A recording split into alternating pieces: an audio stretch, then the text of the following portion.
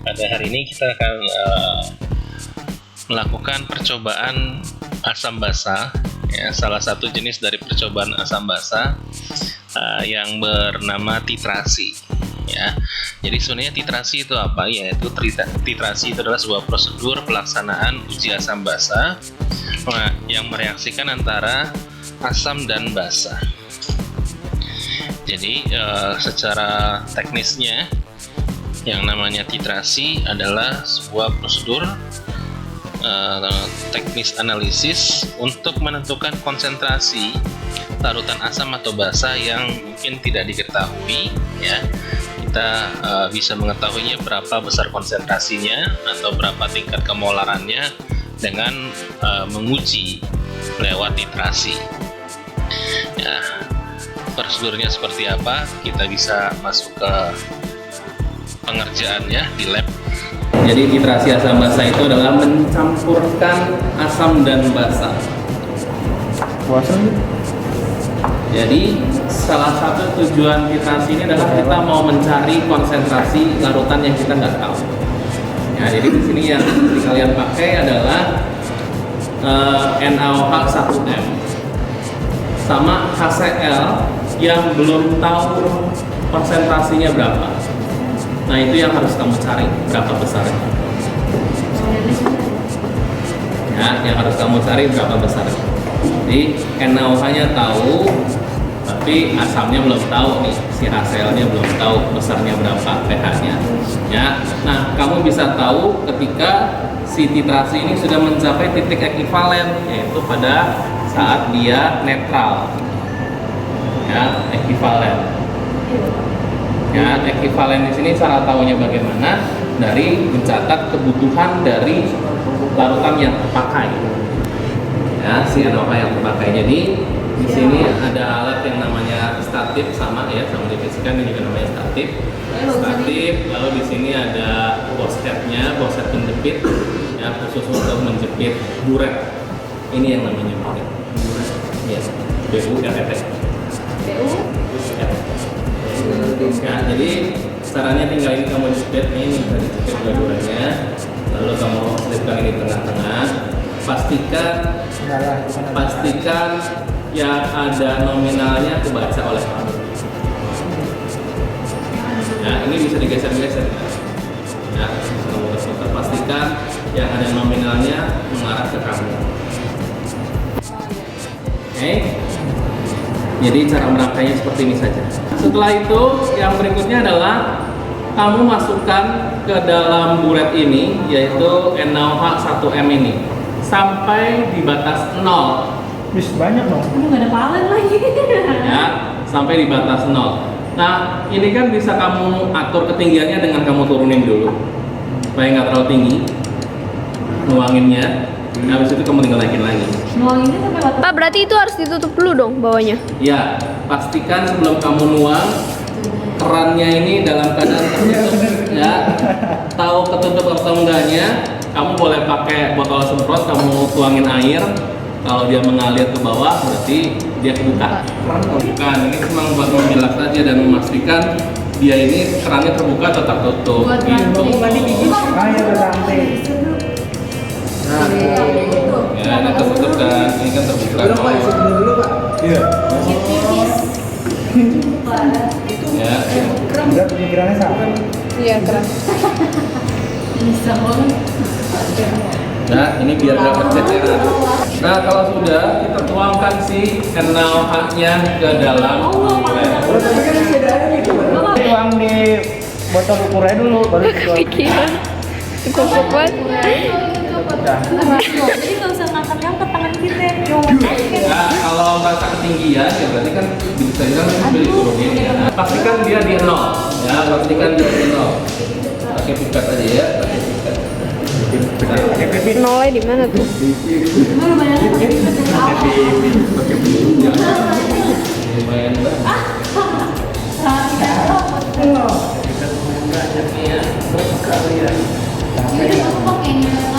Capek ya baru dipet. Nah, jadi kamu boleh tuang dulu NaOH-nya dalam tas kimia, lalu habis itu kamu masukin di dalam Kalau berasa kebanyakan ya berarti kan bisa kamu ambil pakai pipet gitu.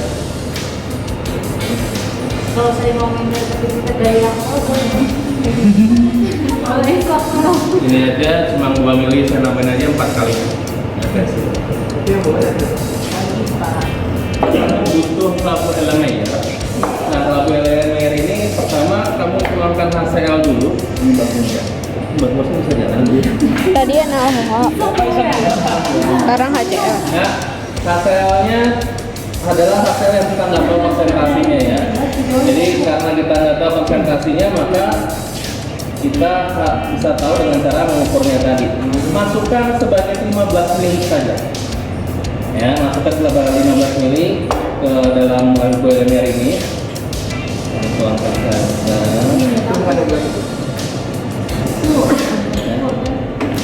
15 mili ya.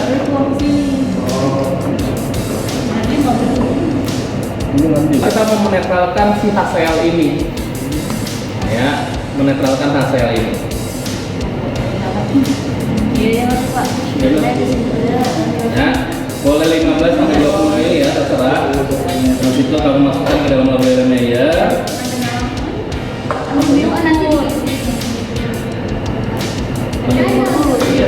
Jadi ini harus 20 mili, kamu catat di tabelnya, ada tabelnya 20 mili HCl-nya atau 15 terserah, kamu mana yang kamu suka ya, 15 sampai 20 mili.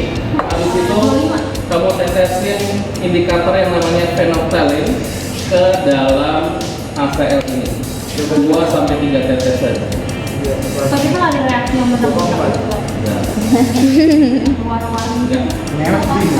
Jadi indikator phenolphthalein adalah indikator yang menyatakan nanti pH-nya akan berkisar di bawah 10 ketika warnanya adalah mendekati pink.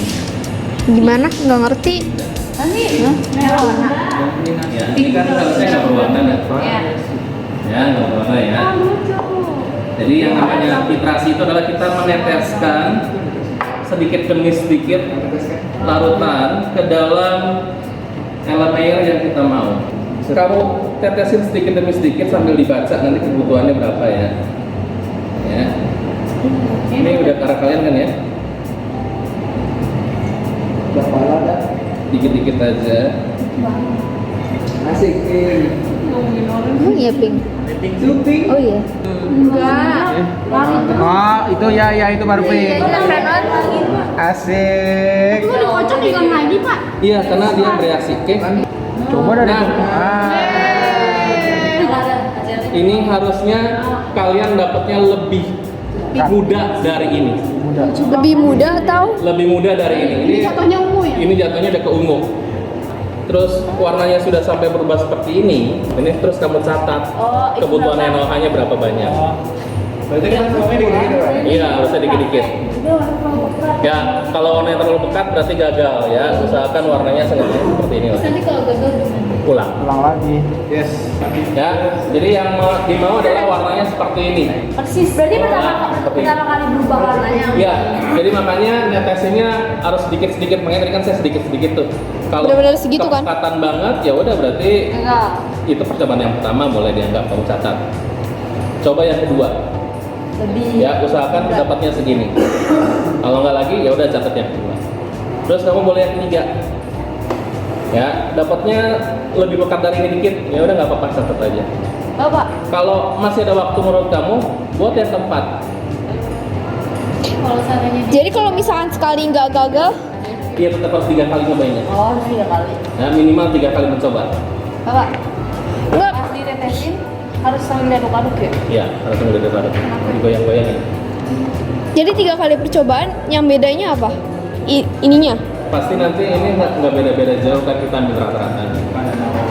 Jadi setelah kita melakukan 3 kali percobaan, ya dicatat semua kebutuhan NaOH-nya. Ya, misalnya ini saya persiapkan tabel dari titrasi yang tadi. Ya, misalnya di bacaan pertama dalam titrasi percobaan yang pertama, yaitu untuk buretnya, ya dibaca kebutuhan NaOH yang terpakai adalah misalnya 11 mili. Ya, lalu untuk percobaan yang kedua, ya dilakukan melakukan percobaan kedua, dimulai lagi dengan 10 ml HCl dengan konsentrasi yang tidak diketahui ini. Ya, kita masukkan ke dalam lampu Erlenmeyer, lalu kita titrasi. Volume yang terpakai adalah di skala 13 mili misalnya. Nah, lalu percobaan yang ketiga, ya, yang terakhir dengan sama 10 mili HCl XM yang tidak diketahui konsentrasinya, ya, lalu dititrasi kembali di percobaan yang ketiga, menghasilkan NaOH dengan kebutuhan misalnya 12 mili. Okay. Nah, hasil dari ketiga ini harusnya ketiga percobaan ini nggak akan berbeda jauh, gitu ya. Kisarannya pasti akan mirip-mirip, gitu ya, yaitu kisarannya adalah sekitar 12 rata-ratanya. Oke, berarti ya kebutuhan untuk NaOH-nya setelah melakukan 3 kali percobaan ini tinggal kalian rata-rata, ya. Di rata-rata 11 ditambah 13 dibagi 12 dibagi 3, ya, ini adalah 12 ml, ya, rata-ratanya. HCl yang XM-nya juga ini kalau di rata-rata udah pasti 10 mili. Maka untuk mengetahui berapa konsentrasi dari HCl yang kita uji coba tadi, yang kita tidak ketahui konsentrasinya, ya, kita bisa masukkan ke dalam rumus yang namanya VA dikali MA dikali valensinya sama dengan VB dikali MB dikali valensi basa, gitu ya. Jadi HCl kita uraikan saja, HCl menjadi H+ ditambah Cl-, setarakan komposisinya di kiri H1, di kanan 1 Cl1, di ini juga 1 Cl-, maka valensinya dengan demikian kita bisa menyatakan adalah hanya 1, ya, atau kita tinggal lihat indeks yang nempel di H saja ini, ya, berapa indeksnya, maka itu menunjukkan valensi dari asamnya.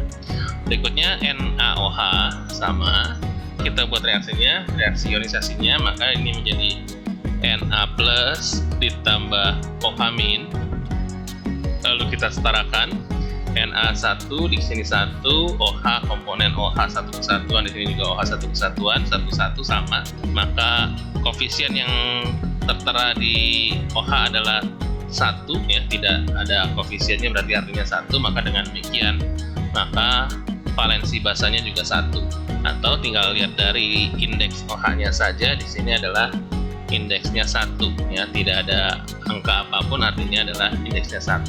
Dengan demikian maka kita langsung masukkan ke dalam rumusnya saja. Kita asumsikan untuk komponen A di sini adalah miliknya HCl, untuk VB di sini adalah komponen miliknya adalah NaOH. Boleh nggak dibalik? Boleh aja, sah-sah aja, ya, kanan kiri sama saja, karena ini adalah berupa persamaan. Oke, VA di sini adalah VA-nya, rata-ratanya adalah 10 mili dikali konsentrasi asamnya inilah kita tidak tahu adalah X, dikali valensi asamnya adalah tadi 1, ya, dari sini sama dengan VB adalah rata-rata ini, yaitu 12 mili dikali MB-nya adalah 1M dikali B-nya atau valensi basanya adalah juga 1 di sini. Dengan demikian maka 10X sama dengan 12, berarti X-nya saja adalah 1,2M. Ya, maka dengan demikian kesimpulannya konsentrasi untuk HCl, ya, konsentrasi HCl yang kita pakai atau kita uji tadi, ya, konsentrasi HCl-nya itu adalah 1,2 molaritas.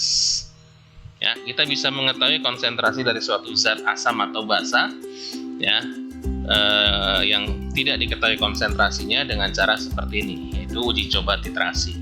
Ya, bagaimana dengan dibalik? Sama aja, kalau misalnya NaOH-nya yang tidak diketahui konsentrasinya, maka yang berada di dalam buret adalah si HCl-nya yang diketahui konsentrasinya. Ya, jadi intinya yang berada di dalam tabung buret itu adalah yang kita ketahui konsentrasinya, yang kita akan teteskan setetes demi setetes, berapa kebutuhannya, gitu ya, berapa kebutuhan dari si zat yang terpakai untuk menetralkan, ya, atau menjadikan dia di posisi titik ekivalen atau titik titrasi. Oke, seperti itu aja untuk penjelasan percobaan titrasi. Sampai bertemu di video demo praktikum berikutnya. Terima kasih.